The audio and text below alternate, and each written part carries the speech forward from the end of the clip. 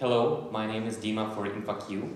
I'm here with Markus Gärtner, a real black belt software testing engineer and an instructor for Agile Dojos, yeah, I'm right? Agile Dojos Software Testing School and the founder of European chapter of Weekend Testing. Right. Markus, we know each other a little bit, but can you tell something about yourself for InfaQ readers? For InfaQ readers, well, I have written a book about ATDD by example. The basic idea is what is ATDD? I saw around that there were books on specification by example, bridging the communication gap, and these were just focusing on some principles behind it and try to close the gap for beginners to be able to start with ATDD. I've worked in software testing for 1.5 years before I became promoted as software testing group leader in the company. I followed that role for 3 years, discovered Agile alongside, which we use in order to replace our test automation at the time. And I was convinced by applying Agile principles and Agile software development that it's the way to live, and then I became, after 3 more years, consultant, trainer, coach on Scrum, on software testing in Agile context. So that's what I'm currently doing. And I've heard that you do special workshops in software testing dojos. There are testing dojos. Well, the key thing is if you take a look on Agile and if you take a look on the software craftsmanship movement, we try to learn somehow. So deliberate practice is also one thing that's interesting there. And then the idea in 2009, I crossed the idea of coding dojo, which seems interesting. I participated in the software craftsmanship conference in London at the time. And I was part of a coding dojo, and I was thinking all the time, how can you use that for software testers? I want to do that as well. Why should just programmers have all the fun? And I think it took me 1 year in order to derive a real idea out of it. And the main idea is to facilitate a testing dojo in a similar way. So we experimented with some settings similar to rendezvous dojos, where 2 people sit in the front, you have a projector there, and the other watch. You can do that in a coding dojo. 2 sit in the front, but if you do that in the testing dojo, it seems that testers become pretty bored pretty quickly. Because if you have 50 people there, they want to do something, they want to knock the application there. And so the idea of how if we have 50 testers there, how about they pair up with each other and work alongside each other on the same problem, and we do introduce quick debriefings in between in order to have them aligned on the same thing. So that's currently what seems to work best for software testing. Yep. And what about Agile do they learn on these dojos? Are these dojos about Agile development? Not necessarily. I think they're a major part of what contributes for me to Agile software development. That is, we have to learn how to be better developers, how to be better testers, how to bring skills to us. We use it deliberately in order to introduce programmers to what software testing is, to learn. For example, you just go into an Agile shop and say, okay, we have a lunch and learn on Friday. We come together, everyone brings his lunch with us, and we're going to do a testing dojo. We pair up testers with programmers and give them a challenge where they should do some manual testing. Maybe programmers are able to just come up with an idea how to automate this thing and just have the knowledge, the special skills of testing and the special skills of programming really shared there at that point. And I would say this is where Agile comes into place there. Sharing experience, sharing knowledge. That's why pairing works, right? Because you're sharing, you're cross-pollinating your whole team, and that's really why. Knowledge transfer through working pairs. Right. And Markus, I wanted to ask you about the topic of your talk on these Ukrainian testing days. You know that QA role in Agile is not in Scrum is not defined, and what do you think about the role of the QA engineer in the Agile team? Yes, that's an interesting thing. I hear a lot of people talking about Agile testing. Currently I have a picture that we don't necessarily know what is really making testing Agile. What we know is that there are things that help, that Agile teams discovered while trying to figure out how does a tester fit into us. And so they work with each other, but those skills, those specialties, for example, Lisa Crispin and Gregory wrote a book about that with all these soft skills that you need and so on. I think these can also largely contribute to any project. So any tester with these skills will be a large contribution to any project. My current picture is that there are lots of things currently happening in the Agile world, like Scrum, as you said, doesn't have a really QA role there. I think what really contributes is, if you take a look on the testing quadrants, which I also mentioned in the talk from Baramag, one thing that strikes me that usually comes out of any workshop course I do is you have the quadrants, and there's one quadrant whenever I ask testers to put testing techniques on those quadrants, which keeps empty. That is that quadrant with the business-facing tasks that shall support the team. And to me it seems that at least testers new to Agile don't know how to support the team. I think this changes over time at some point, I don't know. I've seen a team which I would say is pretty mature in applying software development on an Agile way, which had lots of techniques in that spot as well, but most of the newcomers to Agile leave that spot open. And well, so to speak, we have to find a way. What does QA mean? But QA usually means quality assurance, but I think it should, no, not me thinks that, but I can resonate with Michael Bolton and James Bark on that, who said QA should mean quality assistance. So we help assist the team. What is quality? What shall we look on and to see what the quality is, what they are currently doing. And I would go one step further. I've not thought this through to the end, but I think we should be quality advocates who help to make the claim, okay, we got a problem here, what can we do about that, and maybe help the team steer in the right direction and make light where these directions could be. So like a quality navigator who sets the direction where to go to get to the best quality. Right. Or to become an advocate like in a lawsuit. Yeah. For quality in the team. And today's software development is becoming more and more agile. And what do you think is the role of the software testing in today's development? Well, that's an interesting question. In today's agile world. Yes. Well, if you take a look at agile software development as it was in the beginning and as it is now, that this thing happening, I think agile as a whole is currently changing to the degree that, for example, in Scrum, more enterprises go to Scrum, so you have to bring in different things. For example, what the client last year, what the Workers Council said, no, you can't use Taskbox because then people will see what each other is doing, right? Pair programming is prohibited because people can see what each other are doing, right? So this gives a drag. If you have a shop with just 30 developers there, pair programming is not an issue. But if you have one with 100,000 employees, you have a workers' council who might want to prevent that.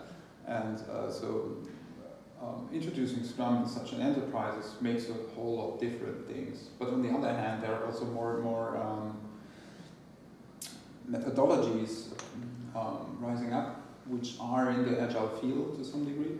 I'm not sure 100% if they are considering themselves Agile. So, for example, one example would be Kanban. Combining Kanban with Scrum is just a major thing currently in Scrum, right?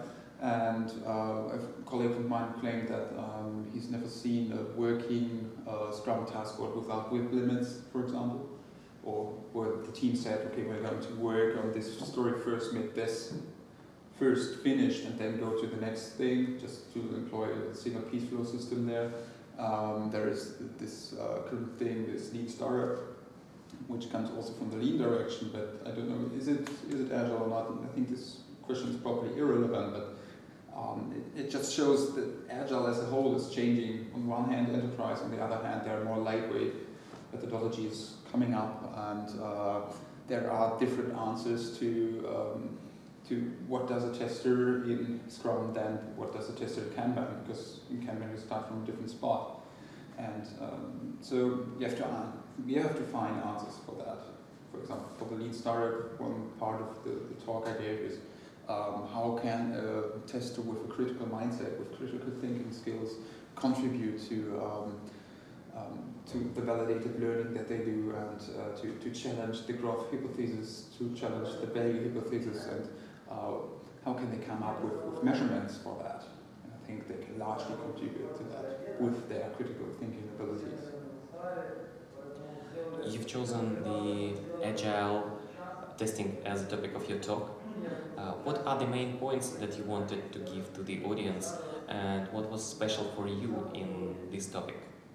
The main points for me to give is that there's no real definition of what Agile testing is. There are some topics floating around like soft skills. There are some hard practices, and I wanted to give a brief demonstration of where have we come from first, right? Early days XP and testers, and TDD is all we need, and now we have become challenged to show there's more than we need than TDD in order to deliver the right product. That's what we've currently shown. So the current state is ATDD is something where testers can help deliver the right specification to the product. There is exploratory testing that can help just close the gap between the high automation in ATDD and TDD, where our blind spots are probably. And then finally there is there's a future to come, right? Like I said, with validated learning from the lean startup. But on the other hand, I think with more and more testers being in part of a team, of a cross-functional team, with build different soft skills. You have to find how to work with other folks and communicate in better ways. If we are delivering bad news about the product, we should be able to find a way to do that in a reasonable manner if we want to help the team stay together. So it's about the collaboration between all the participants, all the team members, including PQA guys in the testing activity. Right. And you were heavily influenced by lean startup and XP practices. What do you think, what practices are essential in building quality? What are essential? I think you have to have good technical practices like TDD, refactoring. I've seen teams that didn't have a 10-minute build, that didn't have an automated build at all. I've heard from teams who are not using version control systems. I've not seen so many, but we have to work on that. This is the baseline, I would say. Then there's more interesting things to come, like doing outside-in development from the BDD guys, or to do proper exploratory testing, which is not just I'm going to start the application and see if it's not crashing or something like that. And I think we have to. Well, what's crucial for me. Well, there are certain soft skills in XP as well, which is pair programming, shared workspace, and I think we have to take a closer look on that as well. And I know that you are the author of the ATDD by example book. Right. It's the signature series by example. Right. Yeah. And what's special about ATDD? What is its role in delivering equality? The role there is that, well, you can drive an application using test-driven development, but what you're really driving then, some people claim, is the design of the underlying code. What you're still maybe lacking is an understanding of the right specification of what you are going to build. So you could perfectly build the perfect code, but which doesn't solve the problem for a customer, right? And you want to avoid that because that would be a pretty useless product. So what ATDD solves is what are the specifications here, what are the requirements that we want to react against. and try to figure that out and help the team over time grow a larger and larger knowledge base of what has been built in this specification way. And by the press of a button, you get the response, okay, this is it. Your specification is fulfilled by this application as well, as a side effect. That's cool.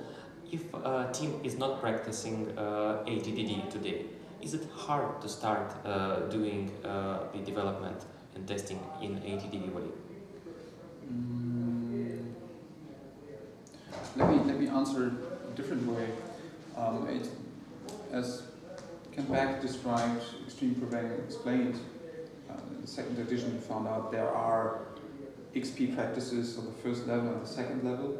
So you have to bring in, for example, a 10-minute build before you can really go down to the test-driven thing. For example, I would say I wouldn't start with ATDD if I have not certain things in place, like a good basis for unit testing, at least. You don't have to do it in a test-driven way, maybe, but you should have your code aligned so that you can easily test it using unit tests. And without an automated build, you shouldn't start with ATDD. So I think it's still a bit more advanced than the stuff we had around in XP. Well, actually, customer-driven tests is sort of what became eventually ATDD specification, for example, whatever. But I think it's on the edge of the third level, maybe. At least if we go to the aspect of outside-in development, you start with an acceptance criteria and try to derive a domain model from your acceptance criteria, like I do in the second part of the book. Then I would say I don't think that people new to ATDD will start there. They will just play around with that, and over time they will find out what works for them and what doesn't. And so it's sort of on the edge between a second level and the third level XP practice. Maybe you have some advice or some starting point for those who want to start doing ATDD. There are a lot of questions you have to answer. For example, what framework do you want to use? Where do I get started? What's the right approach? I think what people mostly do wrong is they start with picking a tool, then they install a tool, and then it's just blowing out. You should start with a proper approach. That would be we have a chat about the specifications there. What is the right thing to do there? Right? You have to figure that out first. Then try over time to find out how to automate this. Make a constant team decision about what you are going to do, but you decide that as a team. Yeah, that's a good advice, to understand ATDD first and then to go to specific tools. Right. There are resources where you can evaluate what tool does what. There are certain formulas. You have to figure out what works for you actually. Yeah, that's the right question, what will work for you. You don't know it in the beginning. Right. And you are the experienced trainer and instructor on software testing. Probably there are lots of readers on InfoQ who would like to enhance their skills. What would you recommend them? Well, I wrote an article, I think in 2010, I think, where I described what I found which worked for me. That is, for example, go to conferences, make a conference presentation, write an article, write a blog, expose yourself, which helps you learn something new about any skill, but especially about software testing. I have book recommendations like, I love the book from Lee Copeland, Practitioner's Guide to Software Test Design, which is just 300 pages despite these 1,000 pages things where you just go through and just boring. But it was very engaged to read through Copeland's book. And there are online resources like blogs from others which you can read. I found great things in books like Secrets of a Buccaneer Scholar from James Bark, where he says, this is my model of self-education. And what else do we have there? There's, of course, Agile Testing is a school of software testing where we try to educate each other. So on a mentor and apprenticeship level, which is quite interesting. And there are other things like testing dojos which you can incorporate. There's weekend testing sessions where everyone from the world can join and try to learn new things about testing. There are online courses like Black Box Software Testing. James Buck and Michael Bolton have put up their rapid software testing slides online, so you can download them, look through the material. You won't get as much benefit as participating with Michael and James, but you can still read up a lot. 300 slides or something like that. So we'll have. It's impressive. There's a lot to digest there. I collected all these things which I tried over the years in one article at the time, and there's an impressive amount of resources around where you can learn from if you want to become a better tester. Like testing challenges, for example, is also one resource I put together from weekend testing sessions which we have, where you have the idea is you have code cutters in coding. The idea is to have the same thing for testers. A resource where you say, I want to be better, just give me some puzzle which I want to solve, and usually it's here's a product, here's your mission, and then you test it. Afterwards, there are links which lead you further to what have other people done. For example, if it's a weekend testing session with a chat log there behind that, we have a blog post behind there, and you can just read what other people did in that session based on the chat log, for example, and try to learn from that. Compare what you did to what they did, what did you do better, what did they better, and just get new ideas for your own work. So there are lots of possibilities to learn for the guys who would like to enhance their QA skills and software testing skills. Definitely. Yes. Thank you a lot for this interview for InfoQ. Thank you, Dima. Have a nice day. Thank you very much. Thanks.